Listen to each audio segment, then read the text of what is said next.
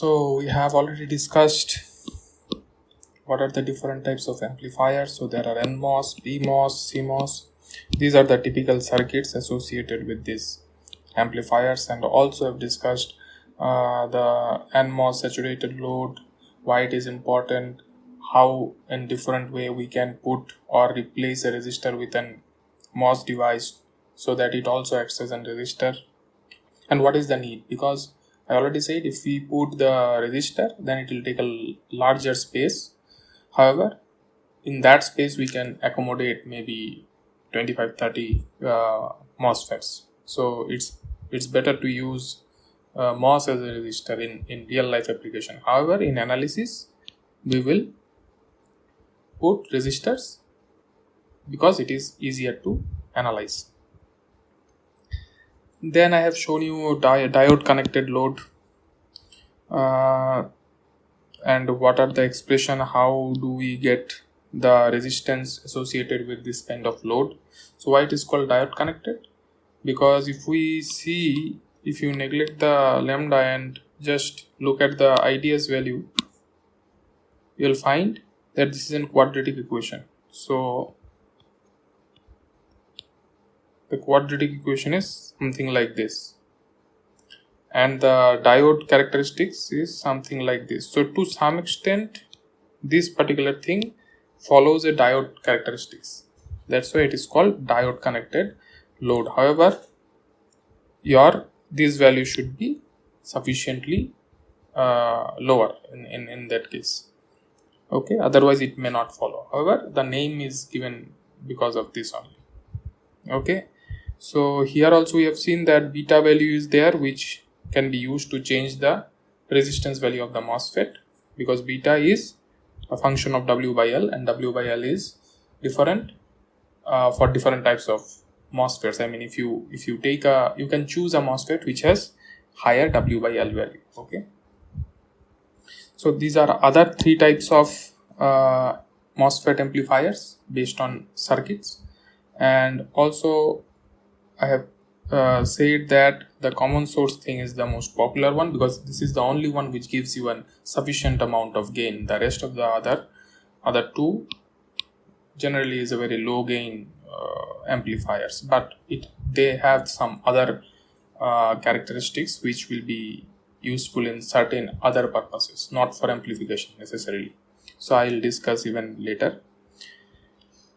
So now I also have discussed the common source amplifier circuit. This circuit I think I already have discussed, and you have a gain. This is the most accurate gain considering everything, RG and RS dash values. So if you see this gain, it is a function of GM. It is a function, and GM is and it is also a function of R0. So both these are temperature dependent. I mean, if temperature changes, these two values will also fluctuate. So your gain is not very stable if we consider external parameters like temperature. GM will change. R0 is 1 by lambda IDS. So your temperature can fluctuate, can influence the IDS value. So your GM, R0 both will change. So your AV value will also change. So you probably have a AV equal to say 20, but due to temperature it may go significantly lower or even higher. One of the major reason is AB is a function of these technology parameters. These are technology parameters, right? GM and R0 are technology parameters. So we will try to get a gain sorry, where we don't have any relation with technology parameters, and for that purpose we have made a certain change in the previous circuit, a very small change, which is this one. We remove this capacitance. So if you look at this circuit, what is the difference? Everything is same, just we remove the capacitance from here, so that even for AC you have the RS value. Previously for AC this was short circuit, But now for AC also, the AC current will also flow through that RS value. Now see what happens for that. So this is the equivalent circuit model. Currently, if you see this circuit model, your source is not directly connected to the ground. It is connected to RS value, which is going to the ground. So similarly, this is your source point. It is connected to RS and then it is going to ground. And your RL and RD value, because this is ground, because we are considering AC analysis, so VDD will be ground. So RD is also connected to D2 ground, RL also connected to D2 ground. So your RD and RL both are connected to ground. Remember, here also we have neglected the CS1, CC2, because for AC they are supposed to work as a short circuit. Without complicating the whole thing, we just made it short circuit. Alright. So currently, whatever voltage you are getting here between these two terminals is not same as these two part. Now it will be same as this part, right? Whatever is appearing here in the input side will be equal to this part in the output side. Why? Because it is going from here to ground. So you also have to consider from here to ground. So you have the RS component which will come into the picture. Now for again we will consider that RG is very high compared to RS dash, and R0, the output resistance, is also very high. These are the considerations that we'll take. So now if you check the V in value, the V in value will be VGS. Remember, this thing is also connected to source and this is also source. So your total current, total voltage that is reflecting will be this plus the voltage across this. So your V in will be VGS, the voltage up to this point, and then the voltage across RS. What is the voltage across RS? You have a current is equal to GMVS, so it will be GMVS into RS. Okay. So if you take VGS common, you will get 1 plus GM plus RS. So what is your VGS then? V in divided by 1 plus GMRS. Now this is your new expression. So I hope you understand why I have taken V in equal to VGS plus this component. I am taking this component because this time the total voltage will be across this part plus this part, because your source is not grounded directly, it is grounded via RS value, right? It is grounded via this RS value. Okay, so you have to consider this voltage drop across RS as well. Okay, now you have the VGS value is equal to this much.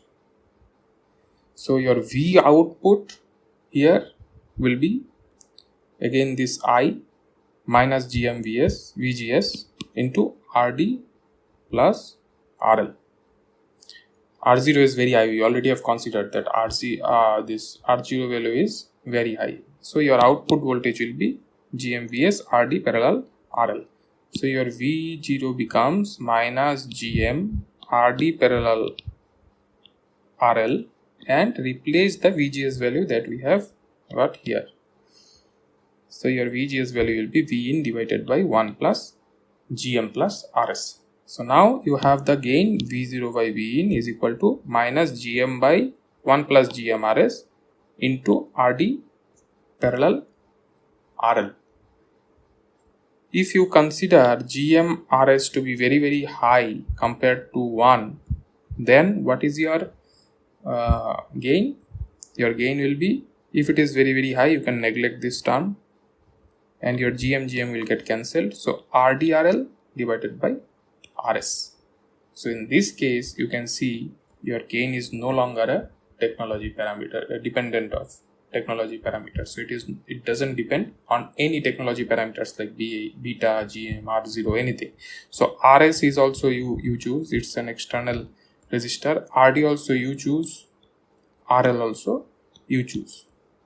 So it is more or less temperature independent. However, temperature will influence the resistances as well. All of them has positive temperature coefficient. So if you increase the temperature, these resistances will also change. But as all the resistances are in the same circuit, whatever change will happen, it will happen in numerator as well as denominator and will cancel out because it is a ratio. So ultimately your ratio will remain same. It won't fluctuate much.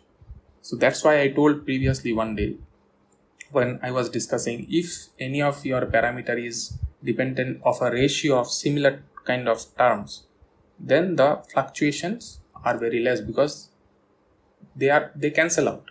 So here you can see both influence of temperature in R will cancel out and you will finally get an AV which is independent of, more or less independent of temperature. But there is a condition, your GMRS value should be much greater than 1. So you choose your RS value which is much greater than 1 by GM. Calculate your GM and choose the RS value, a higher one. However, if you see that your RS value also influence the DC biasing.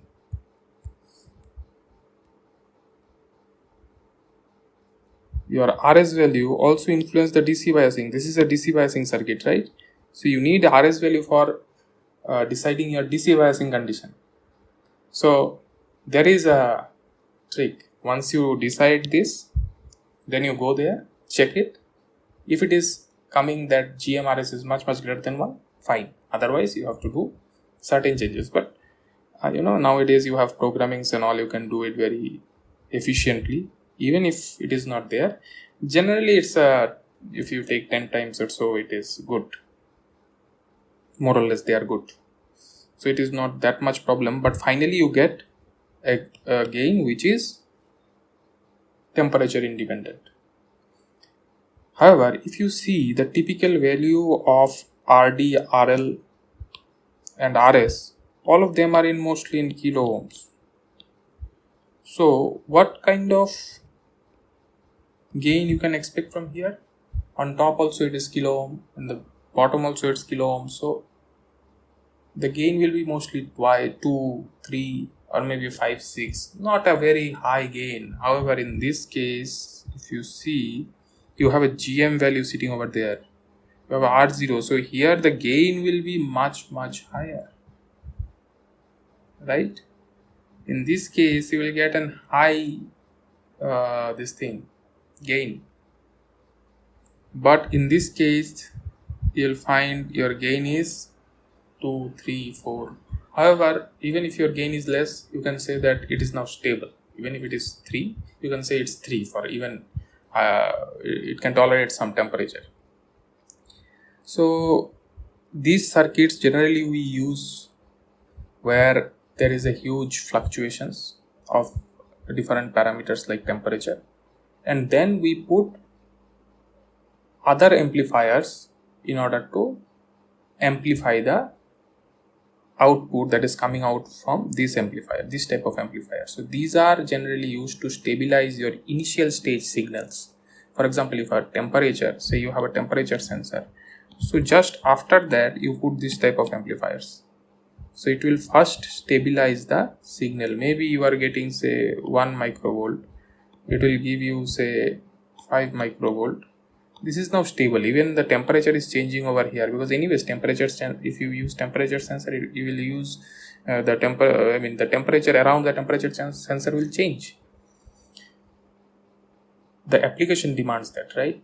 You made a temperature sensor for say a furnace, so you will put the temperature sensor inside the furnace.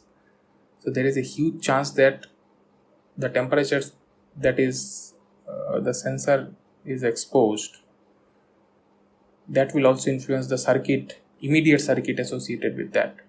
So in that case, you can use this type of amplifier In that case, you will get a stable voltage from here, and then you use other amplifiers, cascade them, and can boost up the voltage, right?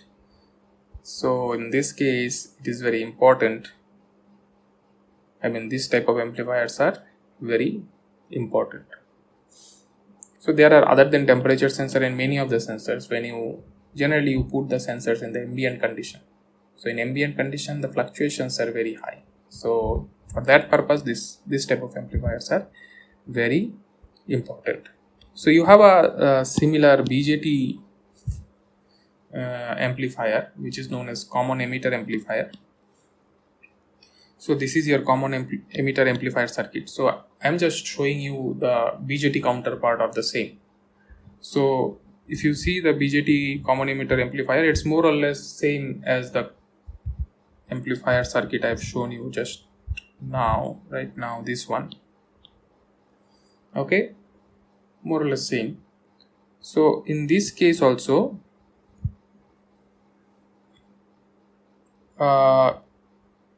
you have a capacitance which is parallel to the RE resistance. Now, what is the reason we call it a degeneration, source degeneration?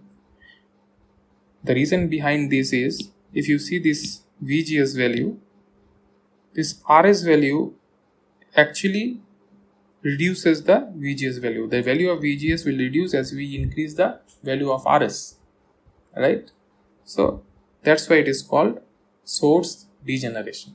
Okay, and at the same time, one more thing I would like to clarify. If somebody says that I will choose RD and RL to be very high, say mega ohm and all these things, what is the problem? The problem is, if you, as you know, the circuit, biasing circuit, right, this is your RD, okay, and this is your amplifier. So if you increase the RD value very high, this is your VDD, your IDS value will also reduce, and if your IDS value is reducing, everything again will get influenced, like your GM value, and GM value again will influence the beta value. So you can't even choose a very high RD value. So ultimately you have to compromise in this case. You have to compromise the gain. However, you get a better or stable circuit. Okay. So similarly in BJT, you will find this is the common emitter circuit, and the equivalent AC circuit is shown here. So in this case also, these capacitances can be treated short for AC signals, which is the case. So you choose those values likewise, so that it acts as a short circuit for AC values. And now, what is the major difference between this circuit and the circuit you used here for the MOSFET? The major difference is in this side. Here, this part is open. However, in this case, you will find there is a R pi, a resistance sitting, right, between emitter and base. So your base and emitter junctions are not completely open circuit. Previously, the gate and source was open circuit, because gate and source is separated by an oxide. Even from device perspective, you can understand they are separated by an oxide, so it's more or less open circuit. But here you have a value called R pi. Now for low frequency, we already have said these conditions, that you consider these as short circuit. However, whatever capacitance is coming in parallel to this, you consider them open circuit. You choose the values likewise. Okay, for series it is short, for parallel they are open, so that the current can go. If it is not open, current will come and flow down, right? If it is parallel, if it is completely open, the current will come here and will go. If it is not open, current will come here and flow through this. So this is the concept. Okay, for series it's short, for parallel it is open.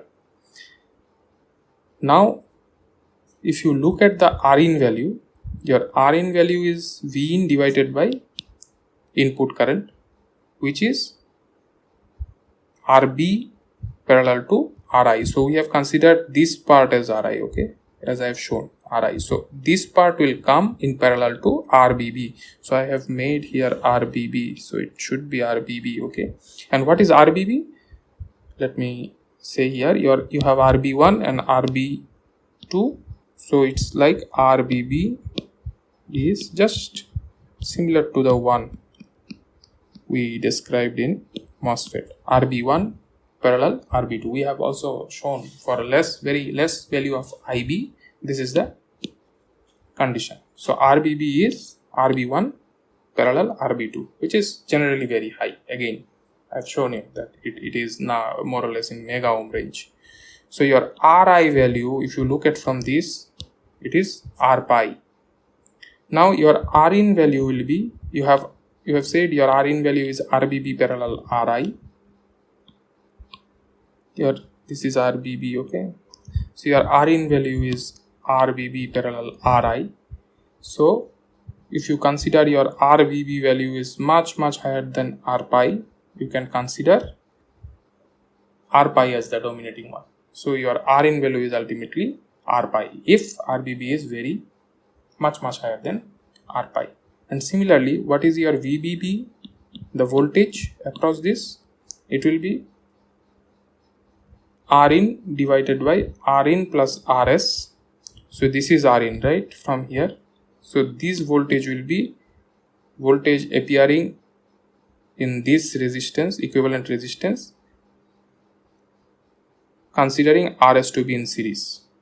So this is again voltage divider, we already have discussed previously. So it is Rin divided by Rin plus Rs into Vin. So just replace those values that we have calculated, the RB parallel R pi and these values. Then you will find that the VB is R pi divided by R pi plus Rs into Vin. If you consider RBB is much greater than R pi, okay. So all this RB is actually RBB. So consider this in this calculation. So I'm sorry, because it should be RBB, okay.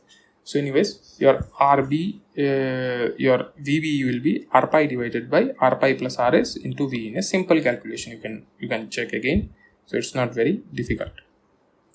So if you now consider the output side, your I0 is GMVB and your V0 will be,